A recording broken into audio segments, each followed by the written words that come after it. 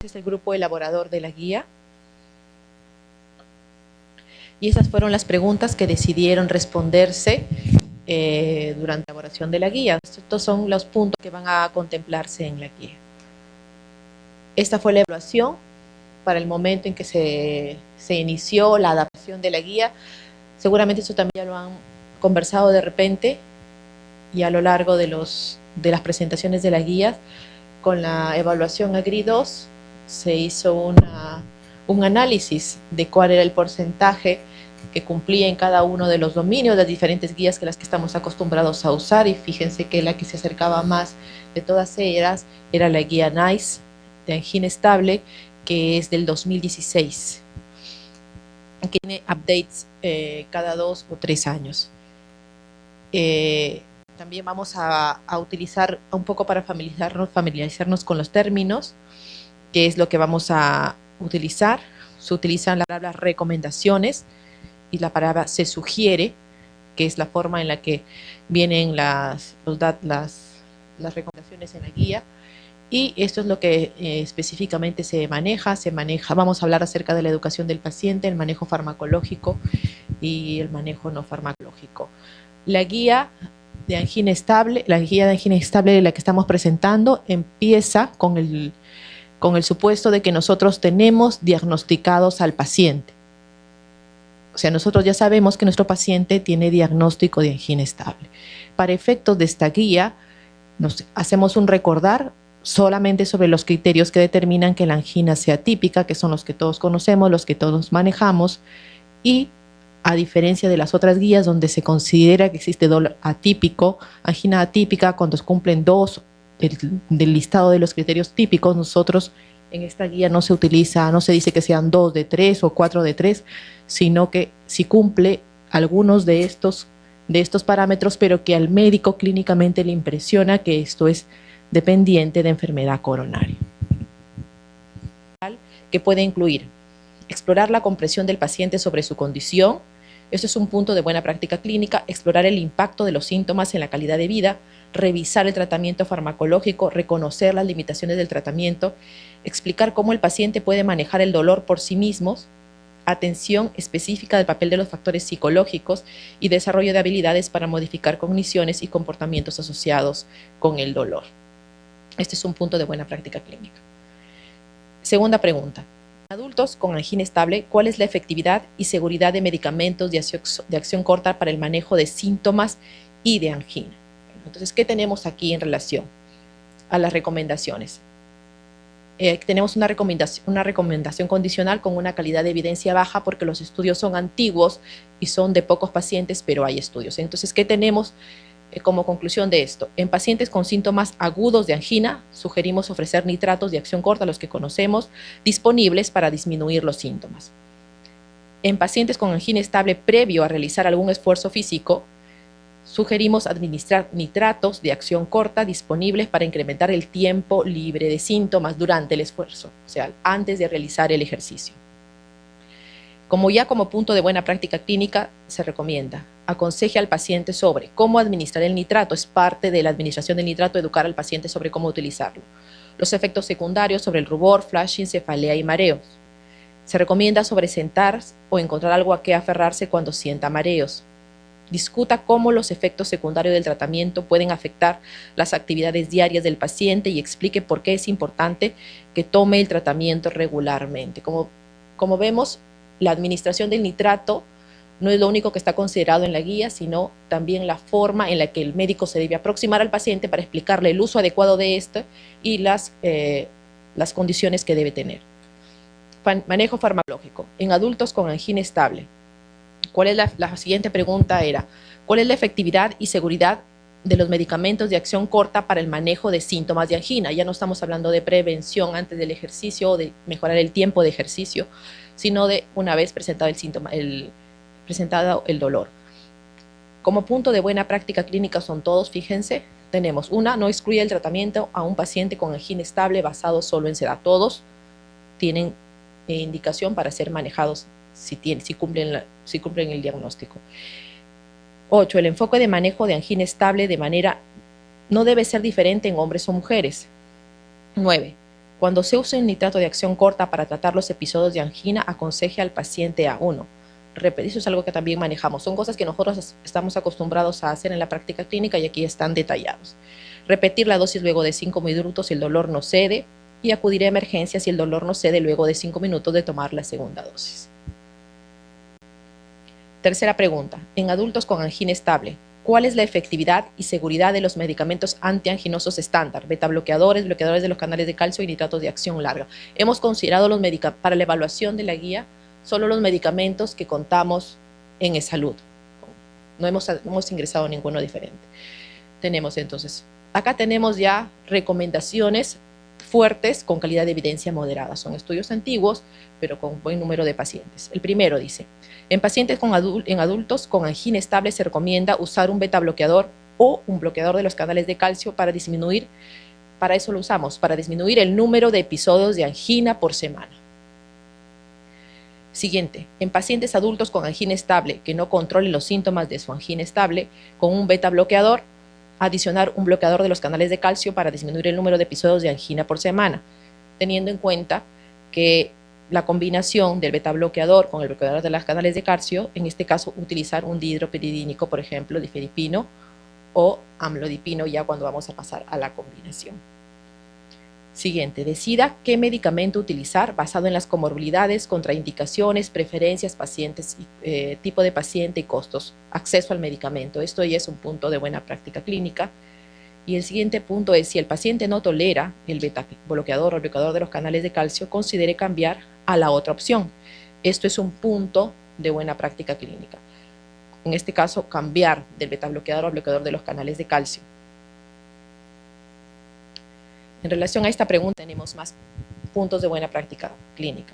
En pacientes adultos con angina estable que no toleren los betabloqueadores ni bloqueadores de canales de calcio, ofrecer nitratos de acción larga. Entonces nos está quedando claro que la recomendación, porque la evidencia está a favor de disminuir los episodios de angina, el inicio de betabloqueadores o bloqueadores de los canales de calcio y los nitratos solo tienen evidencia para llegar a ser un punto de buena práctica clínica y no una recomendación. No ofrezca rutinariamente medicamentos antianginosos diferentes a betabloqueadores o bloqueadores de los canales de calcio como tratamiento de primera línea para angina estable, porque no tenemos evidencia. Siguiente, no ofrezca un tercer medicamento antianginoso a pacientes cuya angina estable ya está controlada con los primeros medicamentos. Es un punto de buena práctica.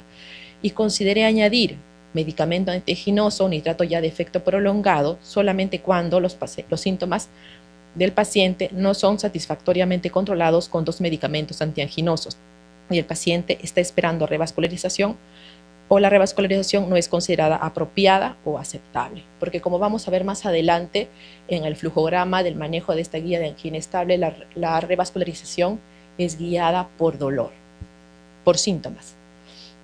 3. En adultos con angina estable, ¿cuál es la efectividad y seguridad de los medicamentos antianginosos estándar? Vamos a ver, entonces todos son puntos de buena práctica clínica, hemos evaluado la seguridad.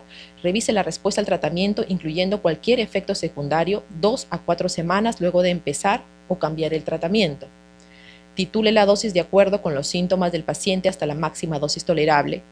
Y se ha sugerido que la dihidropiridina, el tipo nifedipino de acción corta, puede tener efectos nocivos en enfermedad arterial, con pacientes con enfermedad arterial coronaria. En relación a la siguiente pregunta, pregunta 4.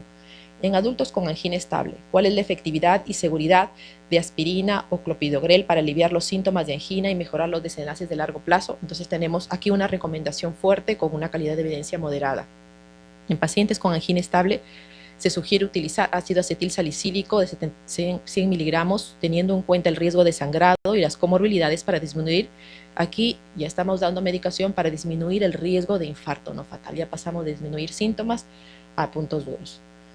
En adultos con angina estable, ¿cuál es la efectividad y seguridad de los inhibidores ECA o ARA2 para el manejo de angina? Hay estudios amplios con ECA en pacientes con angina. Entonces tenemos esto, en pacientes una recomendación fuerte, moderada. Lo que pasa es que los estudios tienen población mezclada, pero al final la conclusión de estos estudios nos permite llegar a esta recomendación. En pacientes con angina estable, diabéticos e hipertensos, recomendamos un inhibidor de enzima convertidora de angiotensina para disminuir mortalidad cardiovascular y stroke.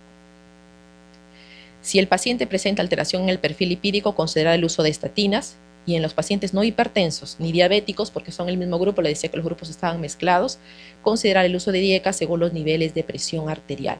No hemos considerado más detalles sobre el uso de estatinas porque es un siguiente proyecto el hacer la guía de manejo de dislipidemias.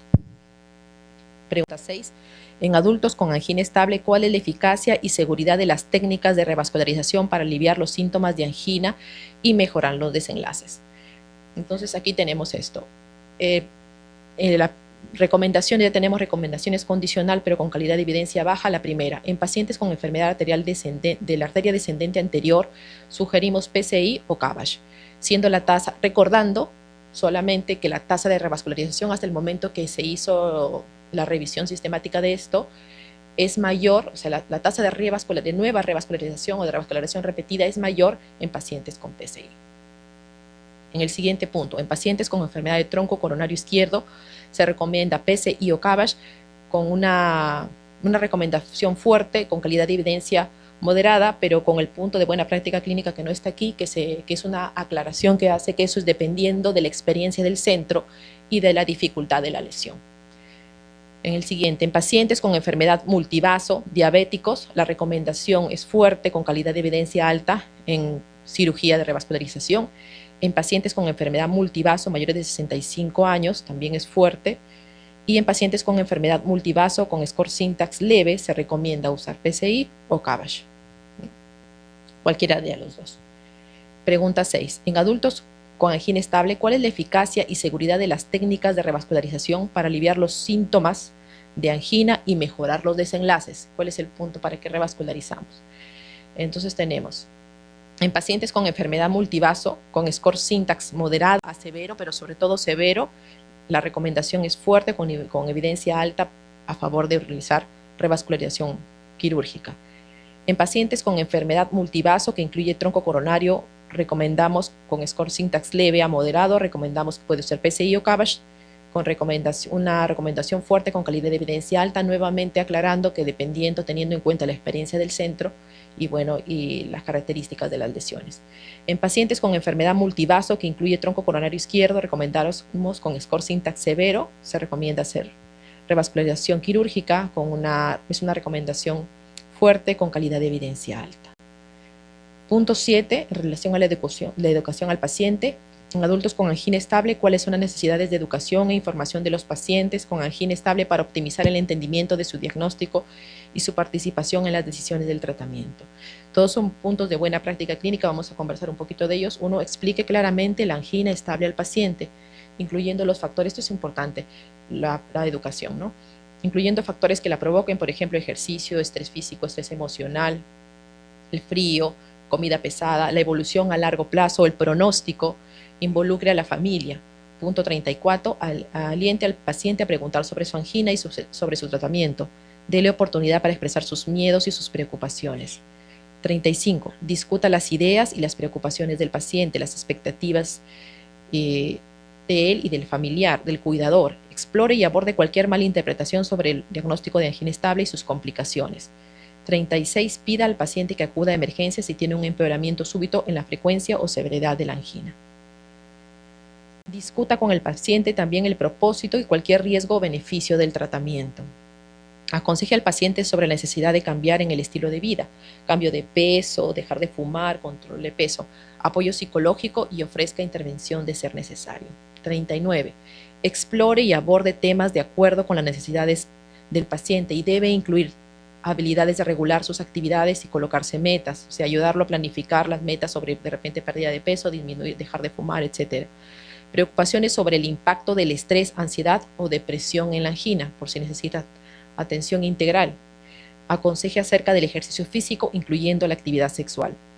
Explique al paciente que el objetivo del tratamiento antianginoso es prevenir episodios de angina y que el objetivo del tratamiento de prevención secundaria es prevenir eventos como infartos o accidentes cerebrovasculares. Los pacientes son diferentes en cuanto al tipo y cantidad de información. Por eso la forma en que se da la información, la calidad de información debe individualizarse y no debe limitarse solamente a la parte médica, que es la medicina, a cómo afectará la medicina a su condición, a los efectos adversos, a cómo usar la medicina, qué hacer si se olvidan una dosis, si requerirán más cursos de tratamiento y cómo pedir más medicinas en caso que les falte. Y esto es el flujograma, voy a intentar. ¿Se ve ahí? ¿Se distingue? ¿O está muy chiquito?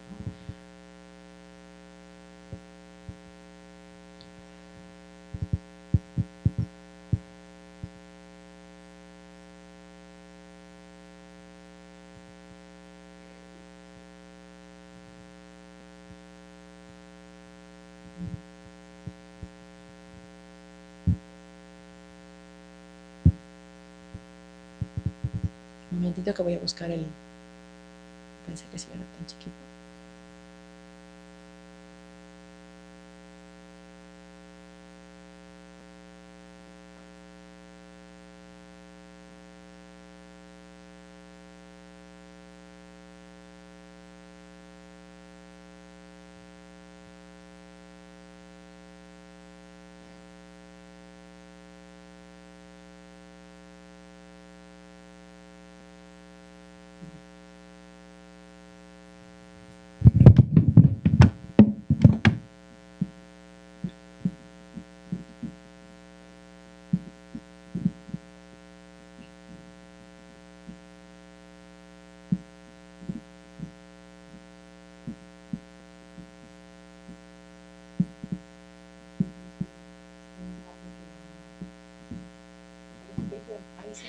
La presentación, ¿no? Entonces nosotros empezamos en el flujograma con el paciente diagnosticado con angina estable, paciente con dolor típico o con dolor que cumple alguna de las características, pero clínicamente nos hace sospechar que el paciente tiene un diagnóstico de angina. Lo primero, ofrezca nitratos de acción corta disponible para prevenir y tratar episodios de angina, que el paciente lleve el nitrato a casa. El segundo, ya vienen los fármacos de primera línea, que son con recomendaciones. En primera línea, beta-bloqueador o calcio antagonistas. Y en segunda línea, si es que ya hemos intentado cambiar, rotar de beta-bloqueador a calcio antagonistas, o incluso se ha intentado el adherir el calcio antagonista al beta-bloqueador, la segunda línea, el nitrato de acción larga. Ahí viene la primera evaluación, si los síntomas están controlados o no. Entonces, si el paciente no ha controlado los síntomas, vamos a solicitar angiografía y evaluar revascularización. Como les decía, la guía nos lleva a la revascularización guiada por síntomas en el paciente. Ese es el primer gran bloque. El segundo es qué pasa si el paciente sí controla los síntomas. Continuar el manejo médico y solicitar, de acuerdo a las características del paciente, si tiene muchos factores de riesgo, solicitar pruebas funcionales para estratificación. Al final vamos a hablar de cuáles las pruebas de todas ellas las que estamos haciendo la recomendación para usar, si es que estas no se han realizado previamente. Y estratificar al paciente con estas pruebas funcionales en riesgo alto. Si el paciente tiene riesgo alto, a pesar de que los síntomas están controlados, luego de haberlo conversado con el paciente y haber considerado de manera individualizada que se va a beneficiar de esto, solicitar angiografía y evaluar revascularización. Si no existen criterios de alto riesgo, entonces continuar con el manejo médico, seguimiento clínico y evaluación de pruebas funcionales de acuerdo a la evolución de las molestias.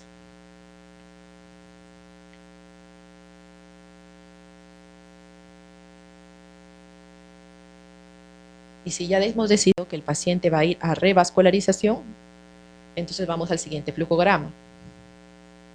Vamos para acá primero. Si tiene compromiso único de la descendente anterior, podemos utilizar revascularización percutánea o quirúrgica, teniendo en cuenta nuevamente las características del centro. Si tiene compromiso del tronco, podemos ofrecer revascularización percutánea o quirúrgica, teniendo en cuenta las características de la lesión y la experiencia del centro. Si la enfermedad es multivaso, viene la gran pregunta, si es diabético, entonces la recomendación es fuerte, hacer revascularización quirúrgica, y si no, pasamos a evaluar el score syntax.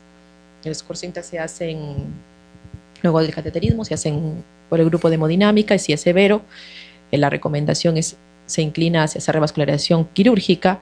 Si es leve, no hay problema en hacer quirúrgica o percutánea, y si es moderada, en realidad la recomendación es PCI o CABG también. Y estas son las pruebas que estamos recomendando para la evaluación. Si el paciente tiene los síntomas controlados y nosotros hemos considerado que es un paciente que se va a beneficiar de una revascularización si lo necesitara, entonces pasamos a realizar las pruebas funcionales, y las pruebas funcionales funcionales, y hay una prueba anatómica, porque estamos haciendo estratificación anatómica también. Entonces, una es prueba de esfuerzo, hemos considerado SPECT, resonancia magnética, ecoestrés. Ahora, cuando se hizo la evaluación de la prueba de esfuerzo, para valorar, hacer la revisión sistemática del uso del score de Duke, no se encontró evidencia que podría favorecer el uso solo del score de Duke para poder llegar a la estratificación.